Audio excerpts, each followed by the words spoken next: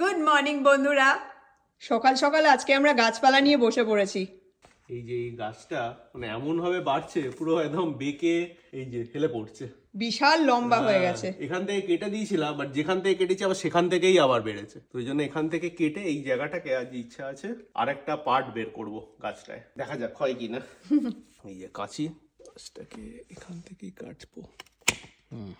লাস্টের কয়েকটা পাতাকে ভেঙে দেবো। এটা আদেও ওয়ার্কআউট করবে কিনা আমরা জানি না, কিন্তু ট্রাই করছি। একটু জলে ভিজিয়ে নেবো। নেক্সট এইটা আমরা নিয়ে এসেছি, এইটা বেসিক্যালি রুট গ্রোয়িং হরমোন আর কি, মানে শিকড় গজাতে হেল্প করে। এই যে পাউডারের মতো সাদা সাদা দেখতে, চুনের মতো দেখতে না? চুনগুলো।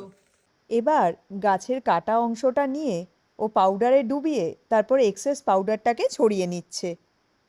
এখানে একটু মাটি নিয়ে নিয়েছি, এটা হচ্ছে বেসিক্যালি স্টারবাক্সের গ্লাস। দেখলাম গ্লাসটা লম্বা আছে, জুগার। জোগাড়। এবার ও গাছের এই ডালটাকে মাটি ভরা এই গ্লাসে বসিয়ে দিচ্ছে। এভাবে হলে কিন্তু দারুণ হবে।